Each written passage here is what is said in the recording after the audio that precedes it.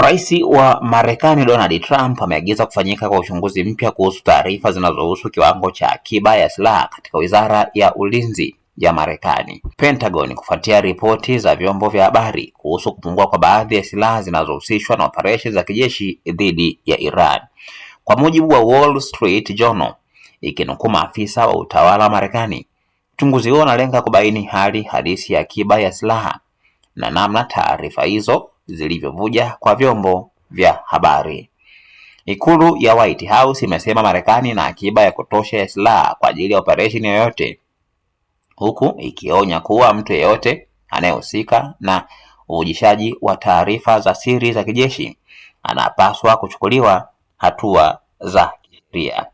Akizungumza kuhusu hali ya akiba ya silaha, Trump amesema baadhi ya aina ya risasi zinapatikana kwa wingi zaidi kuliko nyingine, lakini akisisitiza kuwa Marekani ipo katika hali nzuri hivi sasa. Ameongeza kuwa Marekani ina kiasi kikubwa cha risasi licha ya kuwepo kwa taarifa zinazodai kuwa baadhi ya akiba za silaha zimefikia viwango vya chini.